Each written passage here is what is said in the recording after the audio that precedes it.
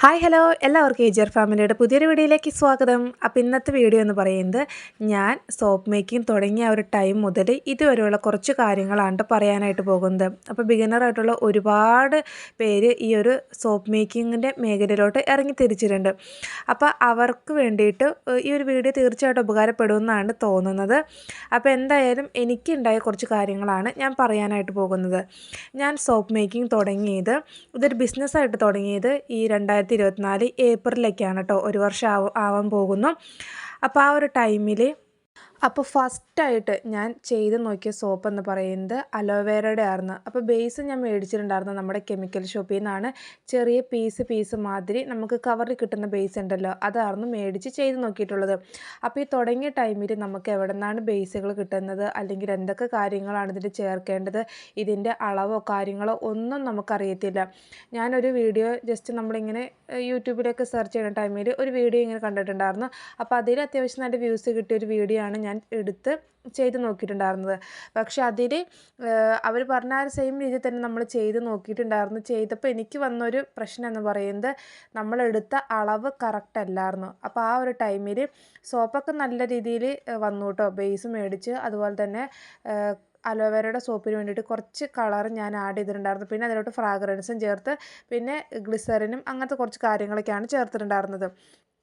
അപ്പോൾ മോൾഡ് ഇല്ലാത്തത് കൊണ്ട് തന്നെ ഈ പ്ലാസ്റ്റിക്കിൻ്റെ ഡപ്പ ഉണ്ടല്ലോ അതിലായിരുന്നിട്ട് ചെയ്ത് നോക്കിയിട്ടുണ്ടായിരുന്നത്. അപ്പോൾ അവർ ചെയ്ത ടൈമിൽ സോപ്പൊക്കെ കാണാനായിട്ട് നല്ല ഭംഗിയായിട്ട് വന്നിട്ടുണ്ടായിരുന്നു. ഏകദേശം 1-2 മണിക്കൂറൊക്കെ കഴിഞ്ഞപ്പോഴേക്കും നമ്മളത് അൺമോൾഡ് ചെയ്ത് നോക്കി കേട്ടോ. ഫസ്റ്റ് ടൈം നമ്മൾ ഉണ്ടാക്കുമ്പോൾ തന്നെ നമുക്ക് ഭയങ്കര ആകാംക്ഷയോട് കൂടിയിട്ടാണ് നമ്മൾ നോക്കിയിരിക്കുന്നത്. അയ്യോ ഇതെങ്ങനെയായിരിക്കും, നല്ല രീതിയിൽ കിട്ടുമോ, അങ്ങനെ മണം ഉണ്ടാവുമോ, കട്ടിയും കാര്യങ്ങളൊക്കെ ഉണ്ടാവുമോ എന്നൊക്കെ ഭയങ്കര ആകാംക്ഷയോട് സെറ്റായോ എന്നിങ്ങനെ ഭയങ്കര ആകാംക്ഷയോട് കൂടിയിട്ട് നോക്കിയിരിക്കുമായിരുന്നു കേട്ടോ. അങ്ങനെ 1-2 മണിക്കൂറൊക്കെ കഴിഞ്ഞപ്പോഴേക്കും നമ്മുടെ സോപ്പ് നല്ല രീതിയിൽ എന്താ പറയുക അൺമോൾഡൊക്കെ ചെയ്ത് നമ്മൾ എടുത്ത് നോക്കി. പിടിച്ച് നോക്കുമ്പോൾ ചെറിയ രീതിയിലുള്ളൊരു ഞങ്ങൽ മാതിരി ഇങ്ങനെ ഉണ്ടായിരുന്നു കേട്ടോ. നമ്മളിപ്പോൾ ഹൽവയൊക്കെ പിടിക്കുമ്പോൾ അതിലൊരു ഞങ്ങലുണ്ടാവുമല്ലോ, അതേമാതിരി ഞങ്ങലുണ്ടായിരുന്നു കേട്ടോ. അപ്പോൾ എന്തായാലും ആദ്യമായിട്ട് ഉണ്ടാക്കിയ സോപ്പല്ലേ, അതിപ്പോൾ എല്ലാവർക്കും കോമൺ ആയിട്ട് വരുന്ന പ്രശ്നങ്ങളൊക്കെ ആയിരിക്കുമല്ലോ എന്ന് കരുതിയിട്ട് നമ്മൾ ആ സോപ്പ് ഉപയോഗിച്ച് നോക്കി. ഉപയോഗിച്ച ഒരു ടൈമിൽ നമ്മൾ ജസ്റ്റ് കൈയൊക്കെ ഒന്ന് വാഷ് ചെയ്യാനായിട്ട് എടുത്തപ്പോഴേക്കും സോപ്പ് ഭയങ്കരമായിട്ട് പളുപളൂന്ന് ഇങ്ങനെ കുഴഞ്ഞു പോണ പോലെ ആയിരുന്നു കേട്ടോ. അപ്പോൾ ഭയങ്കര സങ്കടവും കാര്യങ്ങളൊക്കെ തന്നെ ആയിരുന്നു. പിന്നെ അങ്ങനെ ഉണ്ടാക്കാനൊന്നും ശ്രമിച്ചില്ല കേട്ടോ. നമുക്ക് പറ്റിയ പണിയല്ല എന്ന് അങ്ങനെ വിചാരിച്ച് അതങ്ങ് വിട്ടു കേട്ടോ. പിന്നെ കുറേ എന്താ പറയുക നാളൊക്കെ കഴിഞ്ഞ് എൻ്റെ കല്യാണമൊക്കെ കഴിഞ്ഞതിന് ശേഷം മോനൊക്കെ ആയതിന് ശേഷം വീണ്ടും വീട്ടിൽ വെറുതെ ഇങ്ങനെ ഇരിക്കുകയാണല്ലോ എന്ന് കരുതി വീണ്ടും ഈ ഒരു മേഖലയിലോട്ട് നമ്മൾ ഇറങ്ങി തിരിച്ചു.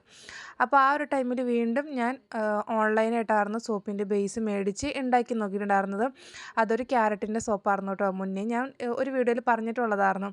അപ്പോൾ അത് ചെയ്ത് നോക്കിയപ്പോൾ സോപ്പ് നല്ല രീതിയിൽ കട്ടിക്കും കാര്യങ്ങളൊക്കെ വന്നു.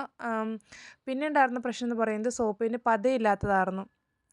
പിന്നെയും നമ്മൾ സെർച്ചിങ്ങും കാര്യങ്ങളൊക്കെ ആയി. നമ്മളിപ്പോൾ ഒരു സാധനം ഒരാൾക്ക് കൊടുക്കുമ്പോൾ ഒരാൾ കുറ്റം പറയാത്ത രീതിയിൽ വേണമല്ലോ കൊടുക്കാനായിട്ട്. നല്ലൊരു സാധനം കൊടുക്കണം, നല്ല ക്വാളിറ്റിയിൽ കൊടുക്കണം, അതിൻ്റെ പാക്കിങ്ങും കാര്യങ്ങളൊക്കെ നല്ലതായിരിക്കണം. അപ്പോൾ നമ്മൾ തുടക്കമൊക്കെ ആകുമ്പോൾ പാക്കിങ്ങും കാര്യങ്ങളും അങ്ങനെയൊന്നും നമുക്ക് നല്ല രീതിയിൽ ചിലപ്പോൾ ചെയ്യാൻ പറ്റിയെന്ന് വരില്ല. ഇതെങ്ങനെയാണ് സംഭവം കാര്യങ്ങളൊന്നും നമുക്ക് അറിയത്തില്ലായിരിക്കും. പിന്നെയും ഇതിന് വേണ്ടിയിട്ട് നമ്മൾ സെർച്ചിങ്ങായി എന്തൊക്കെ കാര്യങ്ങളാണ് ശ്രദ്ധിക്കേണ്ടത്, അതുപോലെ തന്നെ എന്തൊക്കെ ഇൻഗ്രീഡിയൻസ് ആണ് മേടിക്കേണ്ടത്, അങ്ങനെ കുറേ നമ്മൾ സെർച്ചിങ്ങും കാര്യങ്ങളായി. പിന്നെ പതിയെ ഓരോരോ കാര്യങ്ങൾ നമ്മൾ ശ്രദ്ധിച്ച് നമ്മളിപ്പോൾ ഈ ഒരു മേഖലയിലോട്ട് ഇറങ്ങിത്തിരിക്കുമ്പോഴായിരിക്കും ഇതിൻ്റെ മൈന്യൂട്ടായിട്ടുള്ള കാര്യങ്ങൾ പോലും നമുക്ക് മനസ്സിലാവുന്നത്.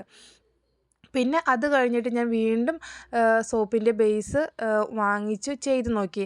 ആ ചെയ്തൊരു സോപ്പായിരുന്നു കേട്ടോ. നാം തുടങ്ങിയ ഈ വീഡിയോ തുടങ്ങുന്ന സമയത്ത് ഒരു കേക്കിൻ്റെ ട്രേ മാതിരി ട്രേയിൽ വെച്ചിട്ടുണ്ടായിരുന്നു. അത് തുളസിയുടെ ഒരു സോപ്പായിരുന്നു. തുളസിയും പിന്നെ നമ്മുടെ അലോവേരയുടെ സോപ്പായിരുന്നു. അതും അത്യാവശ്യം കുഴപ്പമില്ലാത്ത രീതിയിൽ കിട്ടി. അത്യാവശ്യം പതയും കാര്യങ്ങളൊക്കെ ഉണ്ടായിരുന്നു. പിന്നെ നമ്മൾ ചെയ്ത് ആണല്ലോ ഓരോന്ന് പഠിക്കുന്നത്.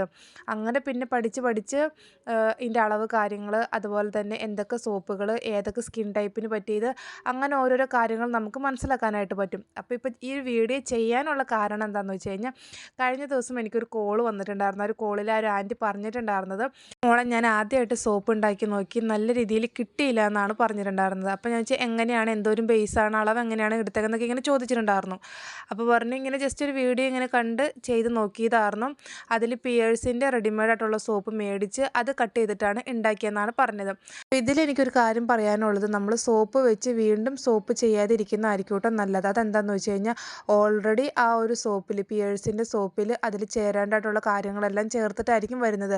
പിന്നെ നമ്മളതിൽ ഓരോ ഇൻഗ്രീഡിയൻസ് വീണ്ടും ആഡ് ചെയ്യുമ്പോൾ ആ ഒരു സോപ്പിൻ്റെ അളവിൽ വ്യത്യാസം വരികയാണ് ഇൻഗ്രീഡിയൻസിൽ. അപ്പോൾ സോപ്പ് മോശമായി പോകും. അപ്പോൾ സോപ്പ് വെച്ച് സോപ്പ് ഉണ്ടാക്കാതിരിക്കുകയാണ് കഴിവതും ശ്രദ്ധിക്കേണ്ടത്. പിന്നെ നമുക്ക് പതിയെ നമ്മൾ സോപ്പൊക്കെ ഉണ്ടാക്കി കഴിഞ്ഞ് കുഴപ്പമൊന്നുമില്ല, നമ്മൾ തന്നെ ആദ്യമേ തന്നെ ഒന്ന് യൂസൊക്കെ ആക്കി നോക്കുക. വേറെ പ്രശ്നങ്ങളോ കാര്യങ്ങളൊന്നും ഇല്ലയെന്നുണ്ടെങ്കിൽ നമുക്ക് പതിയെ നമ്മുടെ അയൽവക്കത്തുള്ളവർക്ക് അല്ലെങ്കിൽ ഫ്രണ്ട്സ് റിലേറ്റീവ്സ് അവർക്കൊക്കെ ഒന്ന് ജസ്റ്റ് ഒന്ന് സാമ്പിൾ സോപ്പൊക്കെ പോലെ ഉണ്ടാക്കി കൊടുക്കാവുന്നതാണ്. പിന്നെ അവരുടെ അടുത്ത് ഫീഡ്ബാക്കും കാര്യങ്ങളെല്ലാം ചോദിക്കുക. പിന്നെ അവരുടെ അടുത്ത് നല്ല അഭിപ്രായം കാര്യങ്ങളൊക്കെയാണ് കിട്ടണമെന്നുണ്ടെങ്കിൽ നമുക്ക് പതിയെ ഇതൊരു സംരംഭമൊക്കെ ആയിട്ട് ഇറങ്ങിത്തിരിക്കാവുന്നതാണ്. പിന്നെ ഇതൊരു സംരംഭമായിട്ട് തിരിക്കുമ്പോൾ നമുക്ക് ലൈസൻസും കാര്യങ്ങളൊക്കെ എടുക്കേണ്ടതായിട്ടുണ്ട്.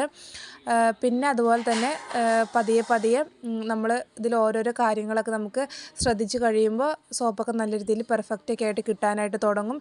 മെഷർമെൻറ്റും കാര്യങ്ങളെല്ലാം കറക്റ്റായിട്ട് നോക്കിയാൽ മതിയാകും.